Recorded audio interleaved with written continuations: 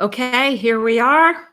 World Carnivore Month, January, and so many of you joining in to strive for optimal health have found this incredible animal-based way of eating and are attempting to jump in and give yourself the challenge to eat healthy and to stop eating toxic foods, processed foods, sugars, inflammatory foods. So I figured this was a perfect time to come on and through all my years of coaching, because I have been carnivore since 2009. So I'm coming up on my 15-year carniversary. And I have, over the years of coaching so many, come about a big knowledge base of how to make this work and how to get people to realize how addictive these foods are and how difficult it is actually to get yourself to stop eating them. And, the rules are simple. Execution's not easy. We could just say, all right, you eat meat, seafood, eggs, dairy if you tolerate it, salt, spices if you tolerate them. And that's basically the framework of carnivore, right? And so, why do we need any books or coaching or YouTube videos? We know the rules, just do it. Oh, no, no, no, not so easy, is it? Because there's so many of us who have, through the years of learning about Atkins and knowing how low carb works. Then what happens? You climb the carb ladder, all of a sudden you're down that slippery slope of eating the pizza and the pasta and the chocolate and the ice cream. So then we get back up on the horse and say, oh, okay, I got to do something. And then we try the next diet and the next one and the next one.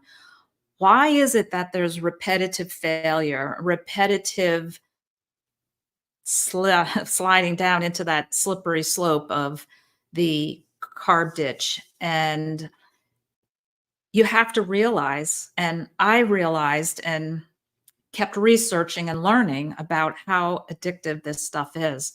Because why would you go back to eating something that you know is not making you feel good? It's not bringing you to your ideal body weight or metabolic health. So why are we slipping back into it?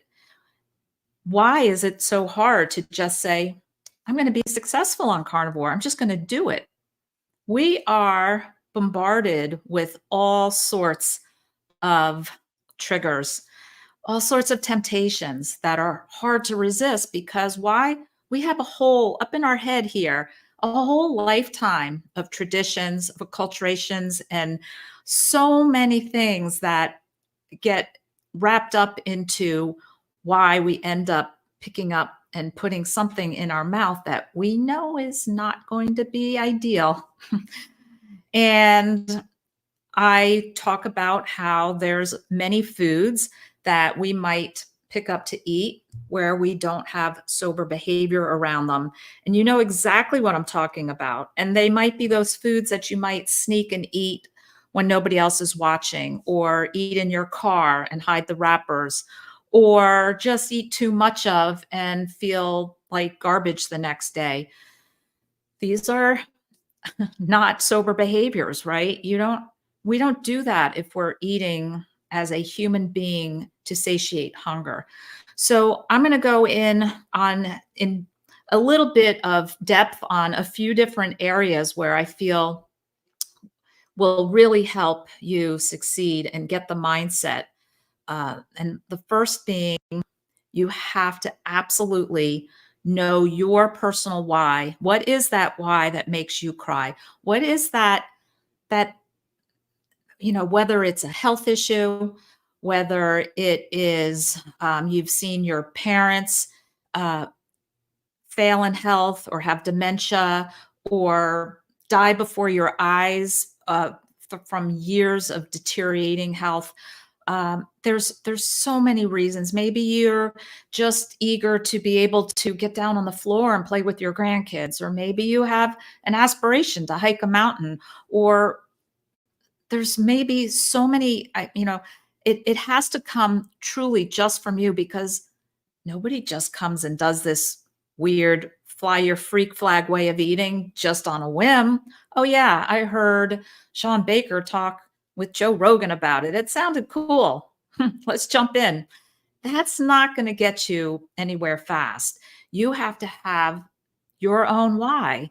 And I'm not saying that you have to hit rock bottom, because certainly there's different levels of rock bottom, but you have to get to that point. And I don't want to say of desperation. I want to say that point of total inner determination that something has to change and you need to make a change. And this is going to be it. This is going to work. So you have to understand that reason. And this is what I suggest is you journal it. You read your own handwriting, write it down. What is your why? And you remind yourself of it every single day. Look at it, think about it. Before you go to bed at night, reflect on the success of that day, reflect on your ultimate goal of why you're doing this, and think about it. Make a plan for the next day to be able to stay consistent. Because right now we have this intensity of new month, new year, new uh, diet to try for some of you. And you have to think about how important it is for you to stay consistent, because having that intensity at the beginning might get you through the first week or two, if you're lucky. If you're dealing with withdrawal cravings of sweetness and sugar, that's a whole nother issue to have to deal with. But you have to have that inner why and remind yourself of it, or there's going to be trouble, because I'm going to tell you on this next one here, you have friends and family and coworkers that are not on this same path that you're on. You're trying to get to point B, ideal health, off all your medication, no diagnosis, feeling great mentally and physically, at your ideal body weight. That's your point B, right? And you've got your friends, your family, and coworkers who aren't on this path. Maybe they haven't reached the point where they have a why that makes them cry. So, where are we at? We have these well-meaning, well-intended people down here at point A where we are, and we know we want to get to point B, but these friends and family and coworkers are very concerned about you eating only meat, and they're going to tell you about it. Oh, trust me, they will have their say about this, about all sorts of things about this. So, my initial advice, especially if you're newer to this, lay low. Don't fly your freak flag yet. Wait until you have a little time under your belt. Wait until you have a powerful inner success that you're having to be able to express. Don't draw attention to it. For the most part, nobody's really paying too much attention to what you're eating. If you're at a restaurant with a group, I found a lot of times I could just eat, kick around my vegetables, eat my steak. Somebody might comment, "Oh, what's the matter? You don't like the broccoli?" Like, just not hungry. And that's it. So laying low, because as soon as you decide to start talking about it, everybody's going to have their opinion about it. So the one thing we have to remember is they're going to start, I call them naysayers, nitpicking at your decision. And they're going to tell you that you're going to kill yourself. It's funny. Nobody really cared when you were eating the junk, the pizza, the cookies, the ice cream. Nobody says anything. Anybody come up to you and say, "Ooh, I'm really concerned about your cholesterol levels." Nope, nobody's saying that when you're eating pizza and cookies and ice cream, right? Nope. But now all of a sudden, got all this meat, this red meat, this fatty red meat you're eating, and they are really concerned. And I guess rightfully so, because most everybody is brainwashed by mass media that that is the cause of heart disease. So it's not up to us to educate them. And here I said, you'll get healthier and healthier right in front of them, and they're going to still warn you that you're going to kill yourself eventually, that this is not sustainable and not healthy long term. You got to stay strong because they are feeling threatened also, that you are pointing out the fact just by what you're doing, not by anything you're saying, but you are shining light on the fact that they are eating garbage processed foods. And they want you to hang with them back at point A. So you have to remember, these well-intended people are going to end up sabotaging you unless you're aware of it. Here's a great line to remember. Just say to them, you know what? Doing the opposite of what greedy pharma and big food and the healthcare industry has told us has me feeling the best I've ever felt in my life. You can end it there. Powerful words. Someone's pushing inappropriate garbage food on you, saying, "Oh, you have to try this. It's amazing. Come on, you only live once." You get that. You're going to get that because people are going to be like, "Really? You're never going to eat chocolate again? Really? You're never going to have ice cream again?" Thanks so much, but I have recently figured out 100% that I don't feel good when I eat that type of food. So that's a great line to remember. I don't feel good when I eat that. If somebody's pushing something, because it's going to happen, and you're going to be in scenarios where all sorts of food is around and all sorts of well-intended people are going to encourage you to fall off of your way of eating. And tell them, I realize I don't feel good when I eat that. So what are they going to do? Turn around and say, well, I don't want you to feel good right now, so have it anyway. These people hopefully care about you, concerned about you, love you, and should hopefully drop it at that point. But have these things, make yourself very quick with the words. Here's another naysayer comment. Well, what you're doing now is all well and good until you have a heart attack. Your cholesterol must be through the roof. Hmm. Thanks so much for your concern, but I've never felt better. Always remember these type of words that will just kind of get you out of the situation, because hopefully, as you are eating this way, you're feeling better and more confident. And pretty soon, you don't care what anybody else says, because you know you're on the right track. You know you're getting to that point where you're allowing your body to heal. You're taking all the toxic, addictive, poisonous food out of your diet, and you are feeling better. And you will have a lot more courage to just stand up for yourself. I'm putting this up here because I did this video, and if you haven't watched it, I'll put a link down below. It is a little bit more of an elaboration of what I was just talking about, as far as how to hold your own in all sorts of different scenarios, in social settings, at work, at home. And I strongly recommend you have this ammunition. Watch the video and get yourself to that point where this isn't going to be one of the things that's going to derail you this time. Most importantly, doesn't matter what anybody says, just remember you don't owe anyone an explanation. Really important to remember that. I know we feel like we need to defend ourselves. We feel that when somebody is saying these words to us that we're being attacked, which in a sense we are. What do you mean you don't eat vegetables? No fruit either? How could that possibly be healthy. What are you thinking? Okay, that feels a little confrontational and uncomfortable. And we as humans like to feel like we fit in, like we belong, like we're part of a group. And when you are, um, let's say, attacked like that, it does put you on the defensive. And just keep remembering you don't owe anybody an explanation.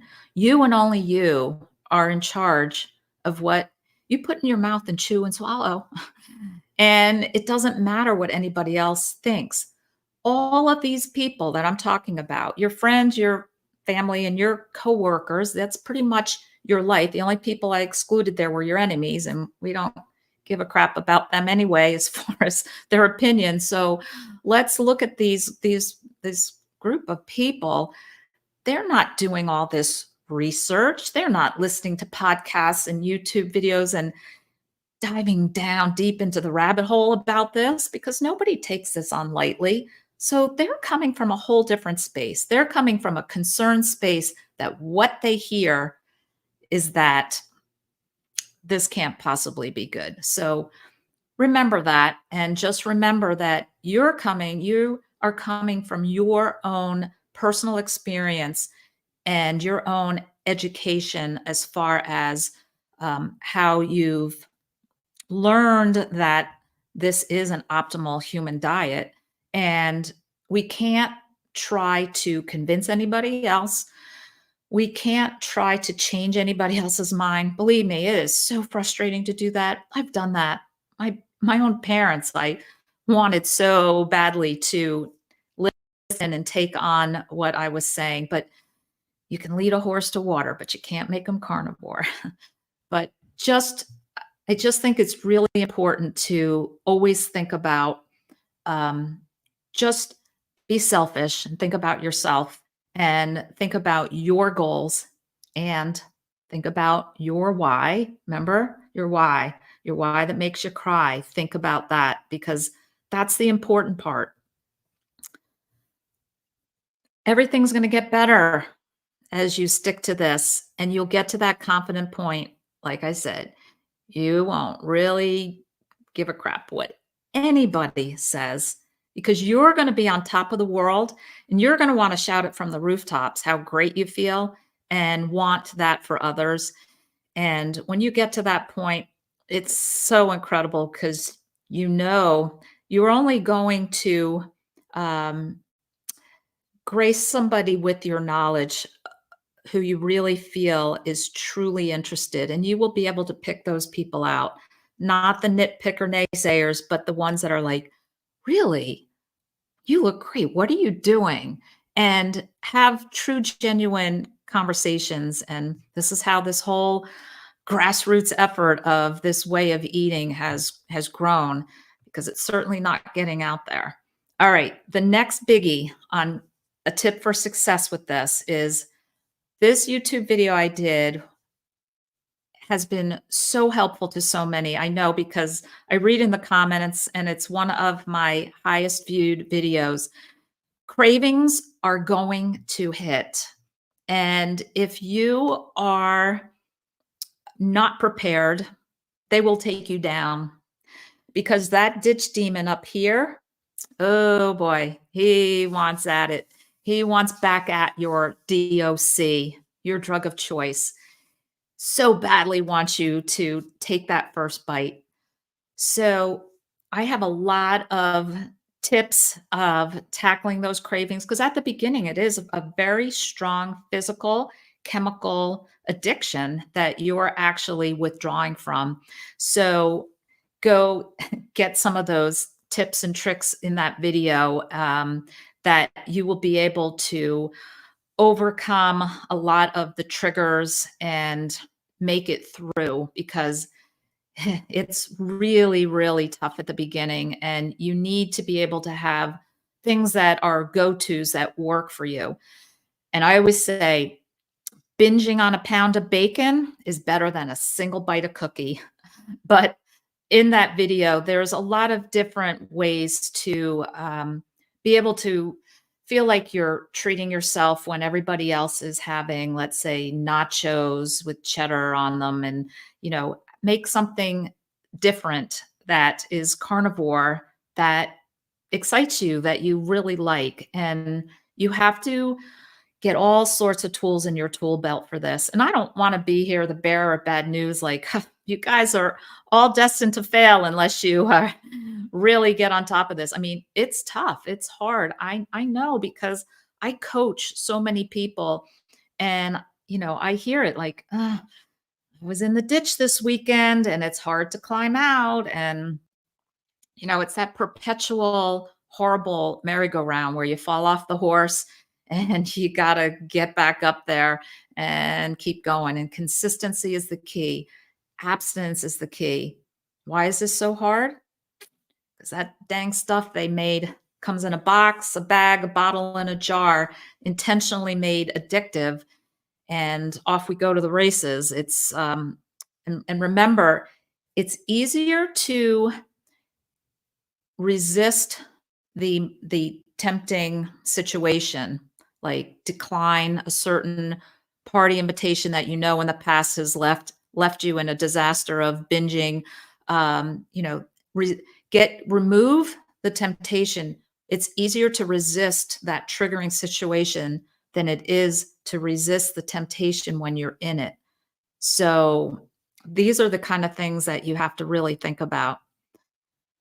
Here, before you put something in your mouth, think about these. Is what I'm about to eat going to lead me to health or harm? Really look at it as black and white. Health or harm? What's going in here? Health or harm?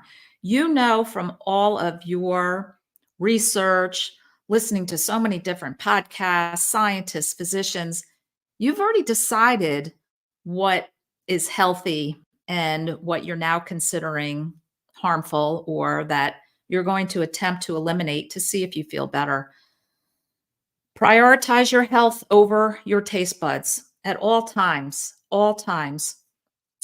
That's powerful. Think about that. What we are not changing, we're choosing. We have to make changes. Changes can be uncomfortable. We like comfort, we like habit, we like routine. But what we're not changing, we're choosing. Don't give up what you want for your future for what you want in the moment. These are all things to think about. And you all know, I'm sure, even through past dieting, not this one, but through past dieting, know those points where you're like, oh, I know this is off plan, but whew, gotta have it, right? How many times over and over does that happen? And where does it leave you? Leaves you right back in that spot where you don't want to be, of that kind of bad merry-go-round. So I came up with this. There is a whole YouTube video that I'm going to link below about this, because it's very powerful for me in being able to think through reasonably and not in that moment of emotion of having a triggering food in front of me. But these are the foods that I've determined that are healthy for me. They go in the green circle. I've determined that I have sober behavior around them: meat, seafood, eggs. Okay. And then you decide those are the foods that I'm going to allow in my mouth. Now, the reason for the yellow circle is there are some items that are, let's say, carnivore, meat-based, ketovore, whatever. Oh, thank you, Body Blow Biscuit Butter. That is so nice. I'm going to get to questions, and thank you all for joining me live. At the end of this, I will go over into the chat, because I'd love to see what you all are interested in and questions you have and concerns. So, carnivore foods, not all of them are in the green circle for me. Bacon is one. Bacon, of course, it's carnivore. What about the BBBE challenge, right? Beef, butter, bacon, and eggs. Well, for Lisa doesn't have really good sober behavior around bacon, because if I make a pound of bacon, He wants to eat a pound of bacon. And even if I just eat a half a pound with my meal, as I do a drive by later, Lisa's picking at it. Oh, okay. Well, let's wrap it up and put it in the refrigerator. Oh, well, as we're wrapping, we might as well have another one. And when it's in the fridge, a little bit later, not really hungry, but it's calling my name. So bacon is in my yellow circle. That means when I'm out at a restaurant, I can get a bacon burger, I can get a bacon omelet, I can get bacon on the side. Why? Because I have sober behavior there because it's portion controlled for me. So I'm just giving you an example of what might be in this yellow circle. And the point of this whole sober circle thing is to really think about having freedom from cravings and freedom from obsessive thoughts about food. I think that if you're in my groups, and I see many of you over there in the chat who are in my groups, thanks for joining here. Uh, you know about my love hate relationship with cheese because I don't have sober behavior around most cheese. And I have determined it is so much better to not have it in my refrigerator. That's in my yellow circle. It's not a red meaning no, never, I'm not touching it, like sugar, chocolate, cake, cookies, ice cream, processed foods, seed oils, all of that stuff, right? But cheese, I ordered it when I'm having a burger at a restaurant. Portion control. I will have it if I'm at a wedding and there's just the hors d'oeuvre hour, and that's one of the things I can eat, or if I'm on vacation. So that's my provisional. But you'll learn all about this red, yellow, and green circle if you're interested in that in the video, because it comes down to this. Each time, anytime you feel like you're getting a little closer to that ditch, it's decision time. It's either A or B. It's either in my green, yellow circles there that's going to lead to health, or it's harm, and it's everything else. And everything else being what you yourself have determined is not healthy and doesn't belong in your mouth. So most of the time, those are the things that you then want to go to, right? So think about it. And let's go really over to this excuses, because this is a biggie of how your ditch demon in there gets you fired up to give yourself some permission, right? No one is coming to save you. Stop making excuses. They're only hurting you at the end of the day. Think about that. And the problem is that your health doesn't give a crap about your excuses.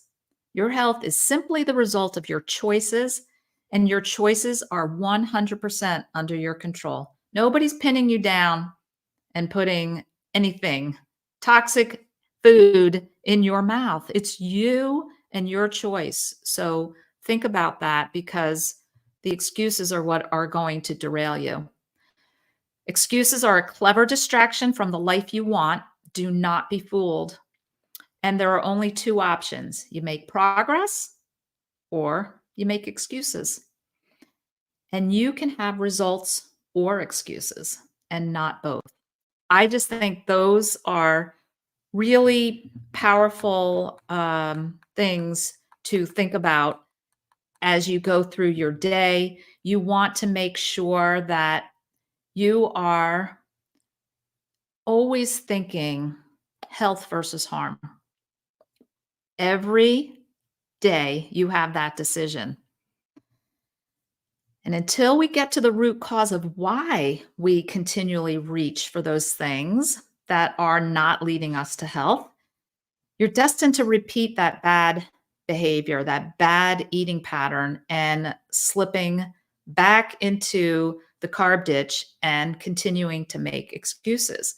So we have to think really long and hard about root cause. And that's a tough one.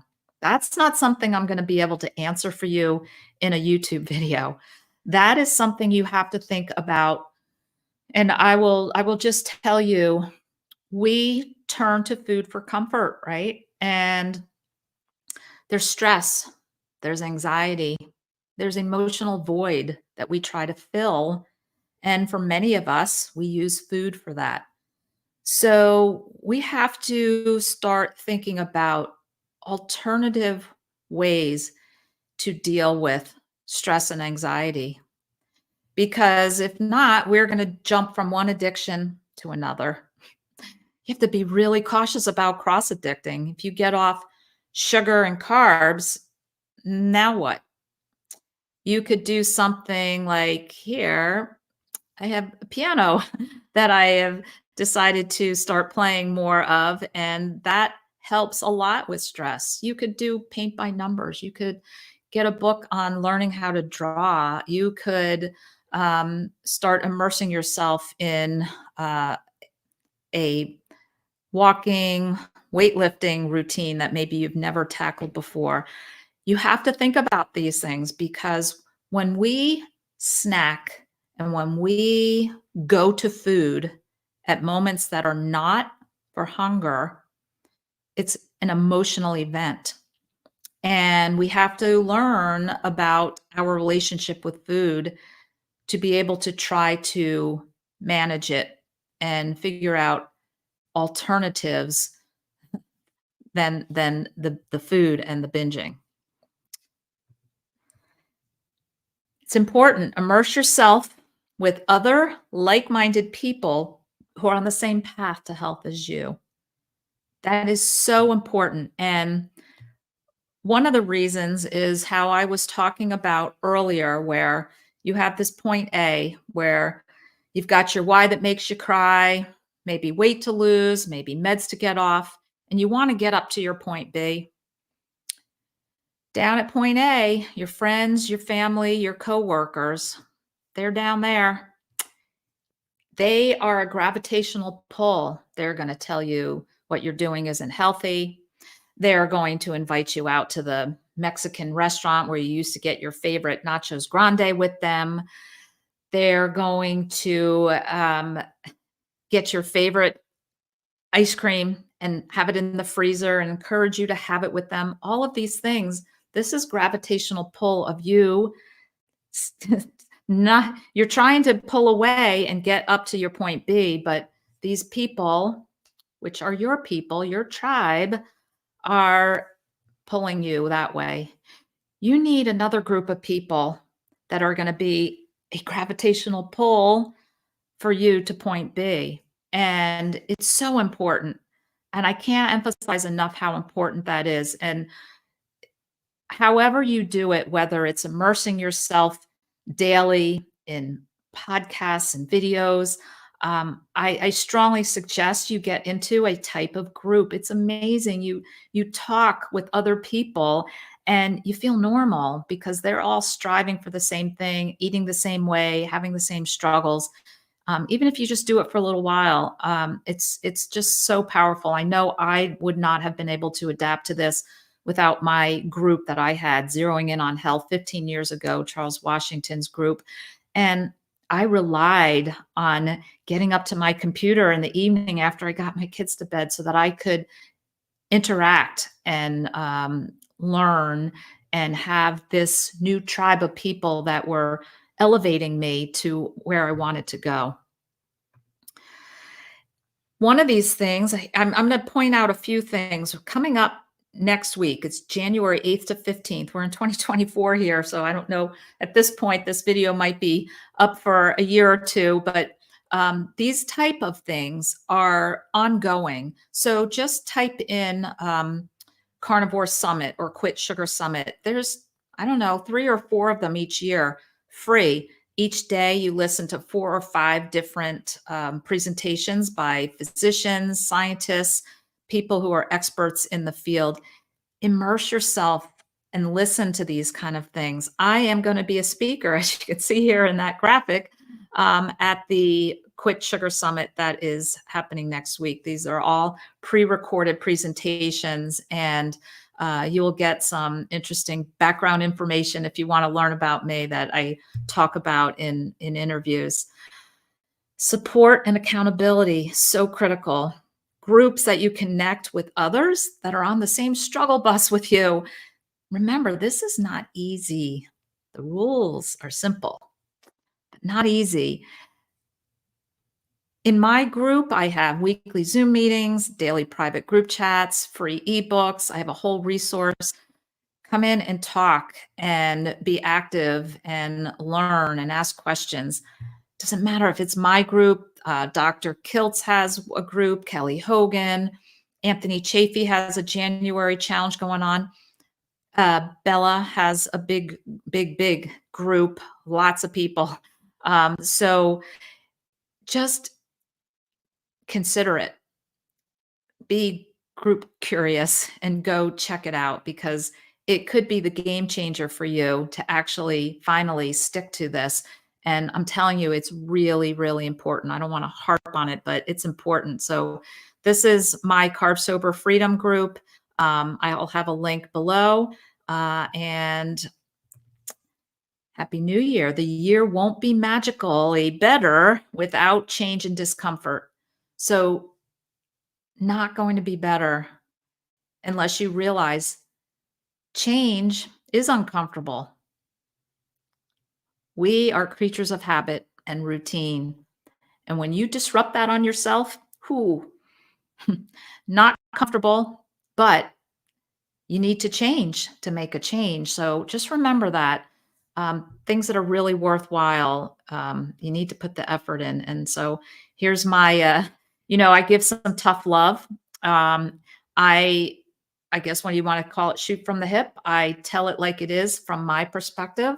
I'm just giving you my journey. So clearly, there's different viewpoints on this, but I have certain things I'm not really dogmatic about what you eat because there's ketovore, carnivore. I don't care. I mean, obviously, no, there's no vegetarians or vegans in my group, but I mean, I'm not strict on what you eat and don't eat. What I am strict on is having you determine which foods you have sober behavior around. I don't have sober behavior around a food like chili. Once you put tomato paste in and all the chili powder and chopped onions, I no longer will eat just a single little serving. Lisa goes back for another, and probably when I'm putting it away, I will have some more. That is not sober behavior around food. So I cannot eat keto. There's too much keto noise for me with those foods. I can't eat keto treats, keto snacks, keto. Now, keto is the term that has been sort of now, uh, I guess incorrectly labeled more as this way of eating that includes all this stuff. But ketogenic is you could be carnivore and be eating a ketogenic diet. It just means it's high fat, moderate protein, and you're in ketosis. So these things are hard to talk about and not be misunderstood, but I'm going to say the general term of what's considered keto is totally not going to work for me. I come from a binge eating background. I come from a very disordered eating background. And once you start enticing my taste buds with all sorts of mimicking, replicating foods such as, the carnivore breads and oh gosh, you could even make, well, carnivore ice cream, right? You can make ones that are sweetened with the natural sweetener. To me, sweeteners is a road to the ditch. So I am not able to moderate that. And I think you have to think long and hard about your own relationship with food and your own relationship with particular foods. And if you actually feel that you can moderate it or have sober behavior around it. I realize, oh my gosh, do I love halloumi cheese? You ever have that fried cheese? You fry it up and it's like golden and crispy. It's almost like a grilled cheese sandwich without the bread. Yeah, it's cheese. It's just cheese. And it's from a cow and it's technically carnivore. This girl right here, no sober behavior around that. I will eat the whole package. Yep, not proud of it. So it does not come into my refrigerator. Sometimes I'll buy it if I have guests and I'm making some fancy like appetizers with maybe some grilled kielbasa and some fried cheese, and I will treat myself at that point. Why? Portion control. I've got other people I'm serving. Can't sit there and eat the whole plate. I know I'm trying. I'm being funny, but I'm not. I'm talking seriously. I mean, I could cry that this is that much of an issue that I have to be concerned about to have my freedom, to have my sobriety from cravings and from all the bad things that go around feeling so out of control. And I'm done with that. I don't want to feel out of control around food. It's crazy, right? It's just food. We're supposed to eat when we're hungry. So, boy, I went off on a tangent on that one, but all right. And here's some powerful words. Nothing good in life comes easily, but trust me when I say that you being your healthiest, happiest self is worth more than all the money in the world, and it's worth every ounce of hard work that it takes to get there. And when I say hard work, I'm talking about even just watching a video like this and taking in and understanding and working on your own inner thoughts about these things. And, even, researching about better sleep and researching about grounding and researching about how important sunlight is. And all of these things have to really, you have to really think that this hard work that you're putting in is all for that golden ticket that we want, which is just to be able to live a healthy, you know, aging process. We don't want dementia. We don't want cancer. We don't want arthritis. All of these things come from our world of toxic foods. And by eliminating them, you're going to allow your body to heal. And it's really important that you stay consistent because if you keep going in and out and in and out of those foods, the healing can't happen. So give yourself a chance. I am honored to help others on their carnivore journey, and I will continue to deliver tough love, compassion, and support here online and in my private community. And I just hope that um, all of you who are struggling just know that there is a light at the end of that tunnel. And it does require some work. It requires abstinence and it requires you to really understand the importance of this.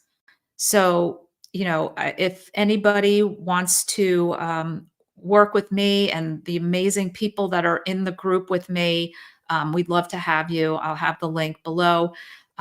If not there, please find a place where you feel you fit in and seek support. And it will be life changing. All right, I'm going to go over into the chat and see. It's always so fun for me to have you join in live. Yes, Adrian, 15 years. March 9th will be 2009. Will be 15 years. Ketogenic Susan says she just hit her carniversary. That's close enough. I think that's pretty good. Doesn't matter because it's a made up word anyway. um, and yeah, well, this might be a great video to show. People say, well, how do I get my spouse on board with this? How do I make my sister understand? She's always on my case and she's vegetarian.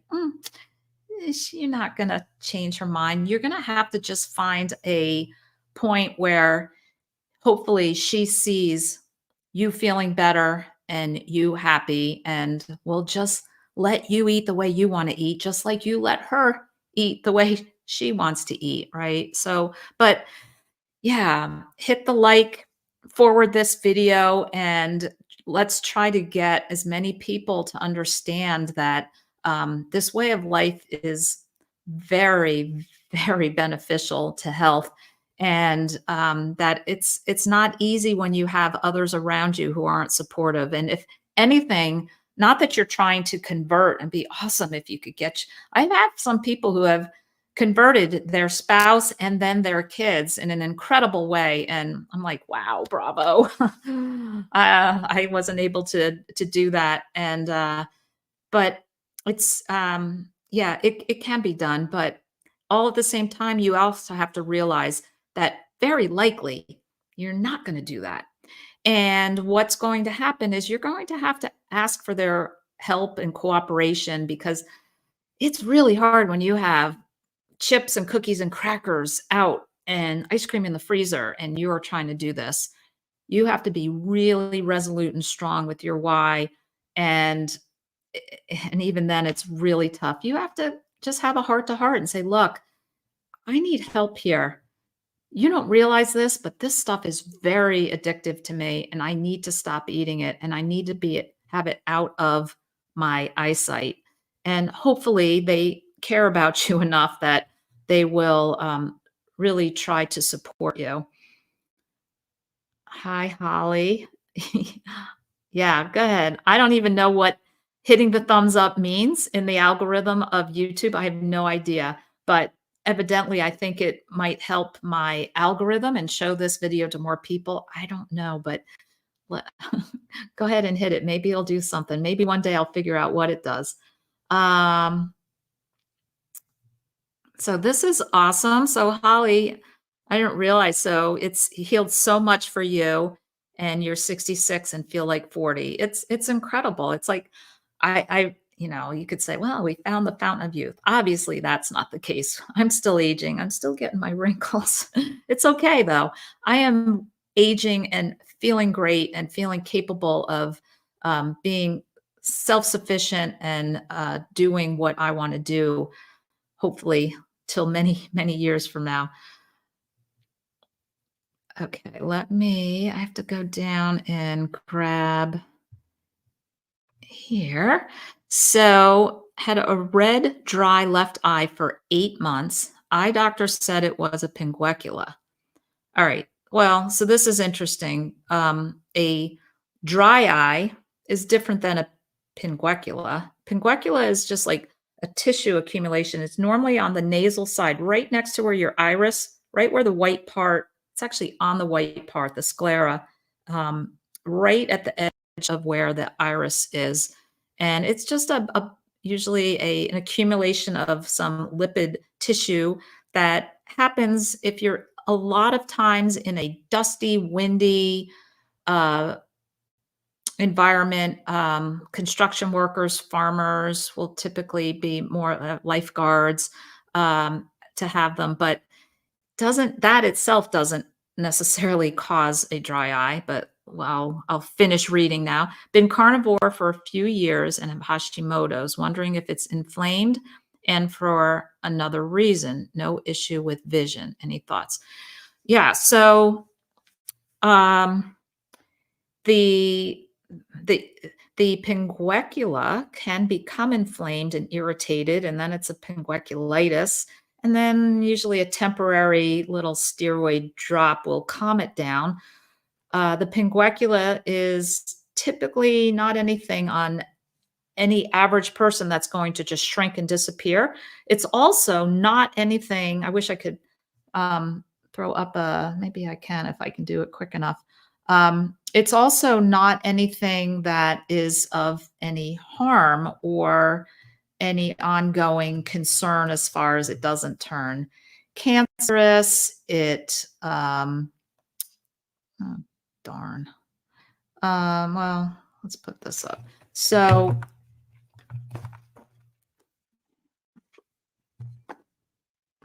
So a pinguecula is this tissue right here, which should just be the flat white part of the eye. You can see it's like got a little accumulation of tissue underneath the surface. So that's really all it is, though. It's not a sign of some other disease or anything like that. So the pinguecula is aside from anything. The dry eye is probably more autoimmune issue.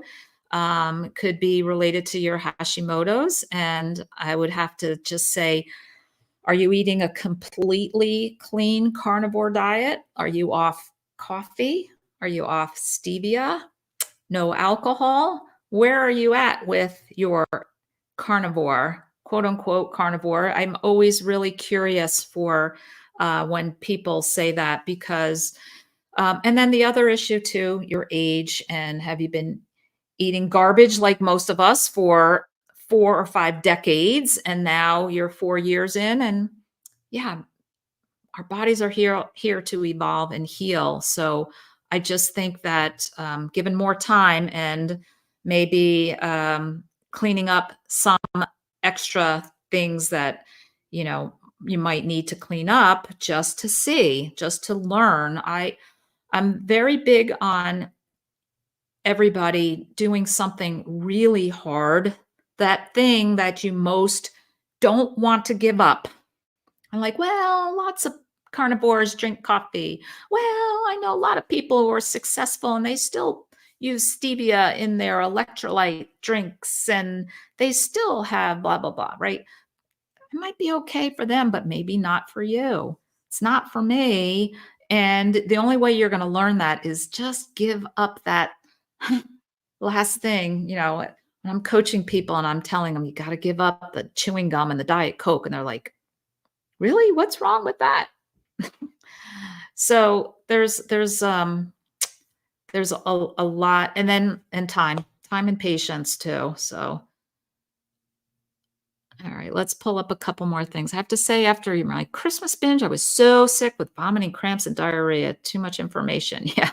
Well, no, that's not too much information because you know what? That was not a mistake. That was your very impactful learning experience.